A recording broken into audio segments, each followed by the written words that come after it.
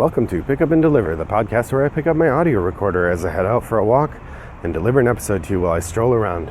I'm Brendan Riley.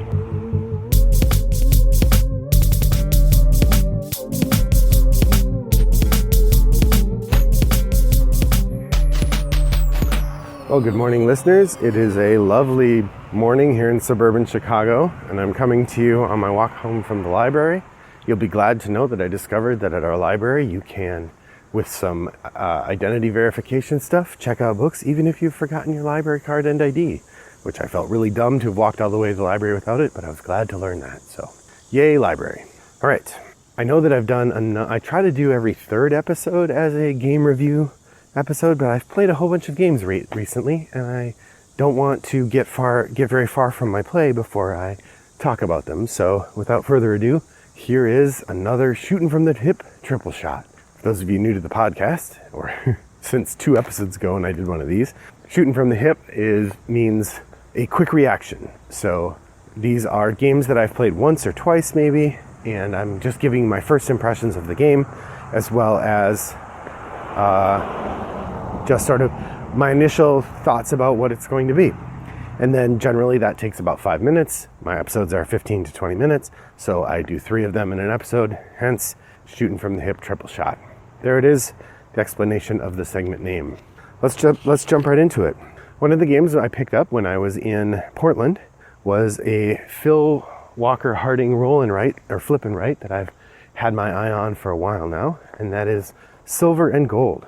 Silver and Gold is a pretty simple flip and write game in which you have a series of treasure cards, which are different islands that have different locations on them. And then you have a series of digging cards, which are geometric shapes. In the game, each person takes turns drafting some treasure cards. So you have 2 treasure cards in front of you. And then we have a shared flip and write space. So we flip up a card and then you X off those boxes on your treasure maps. If you X off a box that has one of a number of symbols on it, then you get an additional bonus. It might be a point, it might be another box you get to check off, something like that. Then the idea is once you've completely, or if you don't want to use the full shape, you can just mark off one single box on one of your treasure maps. You can either do the full shape or a single box. And when you have, I don't know if you can hear the cicadas are out, when you have filled in the entire treasure map on a card, you score that card and you draft a new one from the market. And basically the game, you're going to play 4 rounds with 7 cards being flipped up in each round. So a total of 28 cards flipped up and viewed. And then however many points that you get during that time is your score. I mean, there's a couple other things as well. There are some bonuses for collecting sets of different cards with different icons on them. So when you're taking the treasure, there is a bit of thinking to do about which treasure card you take. And then there is also a mechanism by which if you're the first to achieve a particular thing, then you get a little trophy, and the trophy is worth points, etc., etc. So there are a couple different elements. That influence the scoring of the game.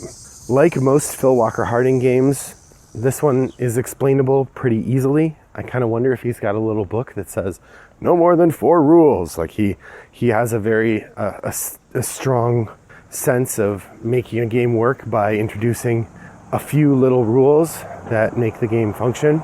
That said, this game feels definitely on the lighter end of your flip and writes, compared to even something like Trails of Tucana. It's a little less thoughtful than that. Very tactical. You're using the shapes on the cards you have, trying to decide when do I finish a card to advance to the next thing. There's a clever little mechanism where one of the icons that you can cross off is a palm tree. And when you cross off a palm tree, you score 1 point for the palm tree you crossed off, and 1 additional point for each palm tree on cards in the market. So, if the market doesn't have any or doesn't have very many palm trees, you might want to wait to cross that off until a market card gets cycled, in which case then you can cross off and get a couple more points. There's a couple different things like that provide an interesting balance of decisions to be made around a couple different ideas. So in that regard, Silver and Gold is a nice little flip and write game. One downside is because there's a fair amount of competition for specific things, the game is less friendly to a large player count than it would be than some flippin' rights are. Cartographers, there isn't really any player interaction. There's the one element of drawing monsters on your opponent's board, but regardless of how many players there are, everybody can do that without giving anyone an advantage.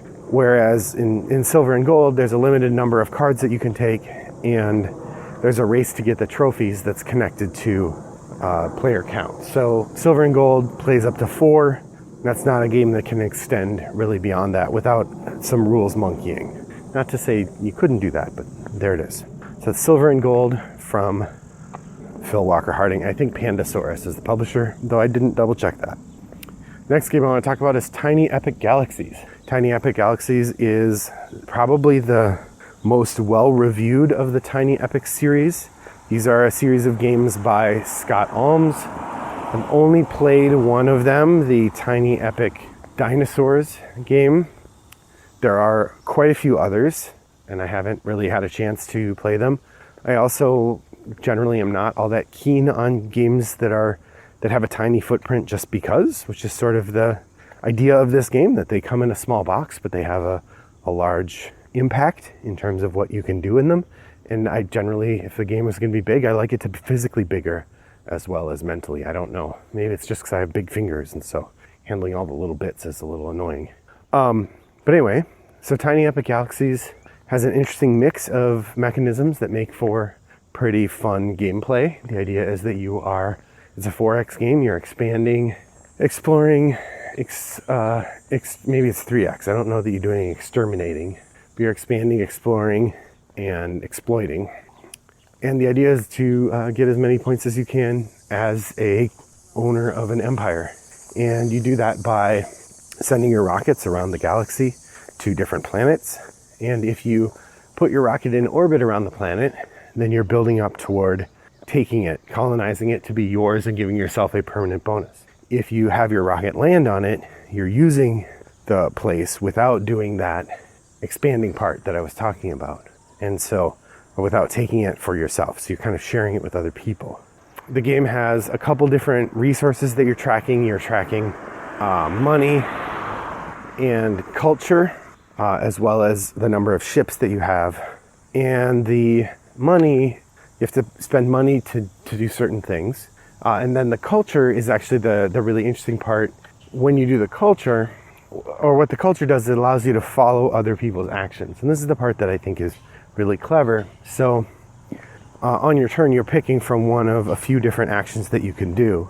And when you do that, you resolve it. And then anyone else who wants to can spend some culture, and I don't remember exactly how much it is, but this resource, to do that same action that you just did. So maybe it's one culture. I think they spend one culture to do the same action you did. And so if, as a player, you are able to get into place a nice engine for generating culture, you then get more turns out of the game by following other people's actions and getting to do what they did as well.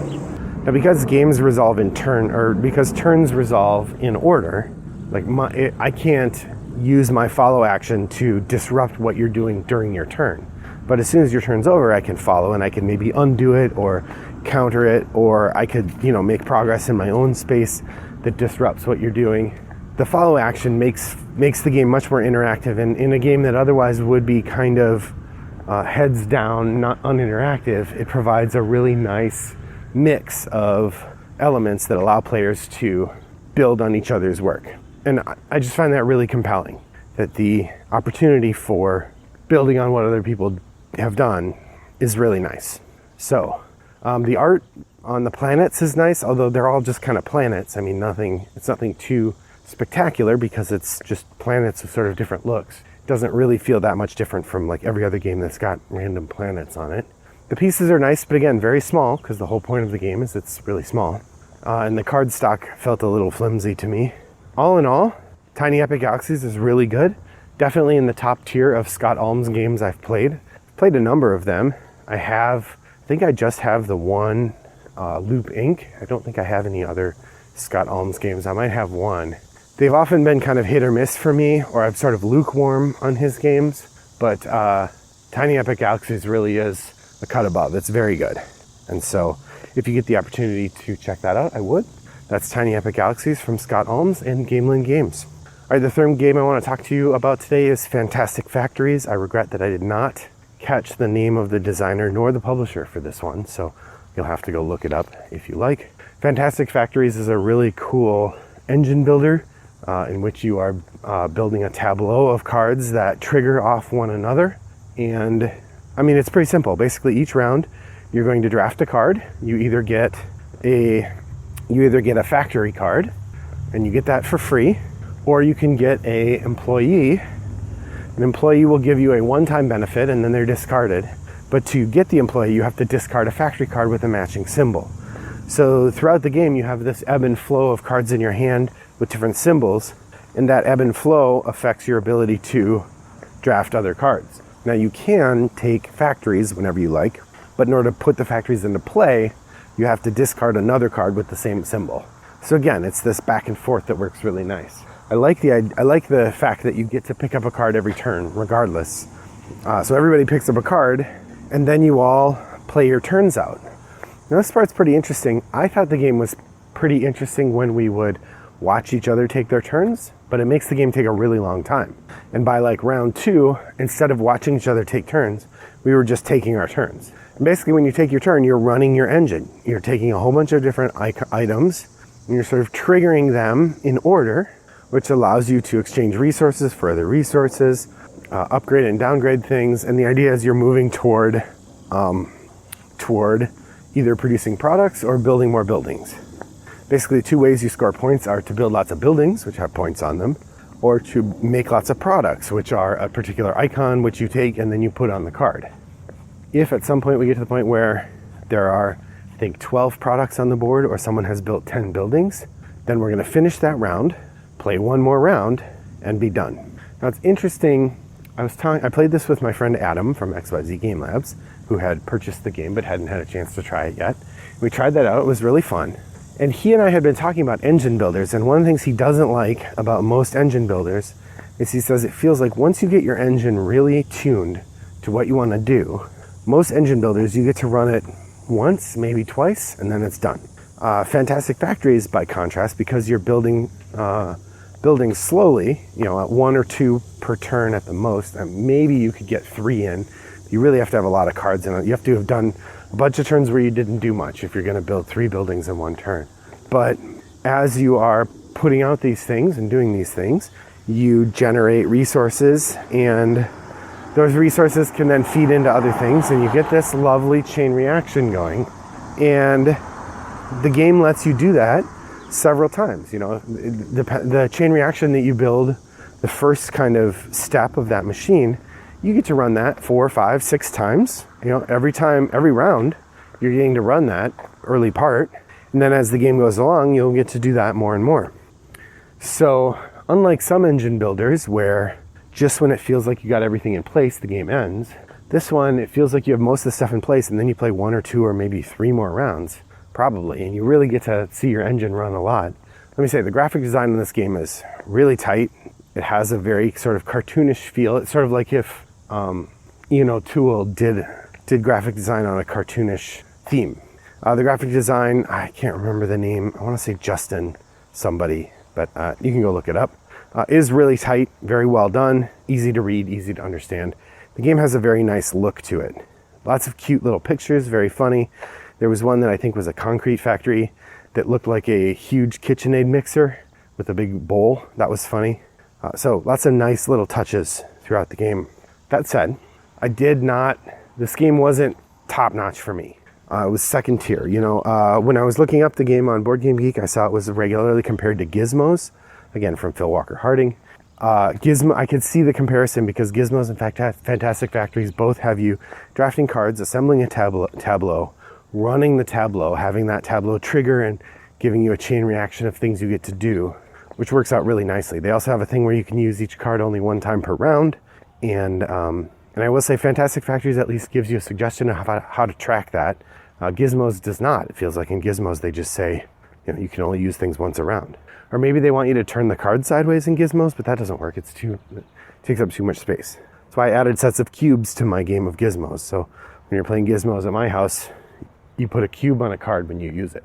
So Fantastic Factories suffers from the problem of potential accidental cheating. I mean, real cheating too, but because the game involves so much heads down manipulation of your own machine, it's very difficult to track what other people are doing with their machine. If you're all doing your turn at the same time, it's almost impossible, because often what happens is I would trigger a thing which gives me some resources, which I was then immediately use to pay for another thing to be triggered, which would give me some different resources, which would allow me to pay for something else. And so reconstructing that after the fact and say, I was able to pay for this because I had that, but maybe I had 2 in my inventory already. Do you remember how many I had in my inventory? Unless you're watching someone run their machine while it's running, it's very difficult to track what's happening. And I could see accidental cheating being a big thing. And I'm generally someone who doesn't think you need to design to avoid cheating. I think cheating is not a thing you should worry about in board games, because if people are cheating, they're not fun to play with, and it should be a social issue, not a game issue. That said, accidental cheating is a thing to worry about. Is the game too complex, or is the game complex enough that people might screw up? And if you can't track what they've done, it becomes difficult for people to work as a group to make sure everybody's playing along. And also, even though you shouldn't necessarily build a game to avoid cheating, you also want the game to be transparent enough that people can easily tell whether someone else is playing fairly or not. That's my impression of Fantastic Factory. It's definitely worth a play. I'm not sure if I would recommend buying it over Gizmos. If you get a chance to play both, maybe do that and see which one you like better. If you have played both, I would love to hear what you think of them. Head over to Board Game Geek Guild 3269 and let me know in the comments whether you like Fantastic Factories or Gizmos better and why. Or if there's another game that you think fits this niche even better still, you could let me know that as well. Thanks for joining me on my walk today. I hope that your next walk is as pleasant as mine was. Bye-bye.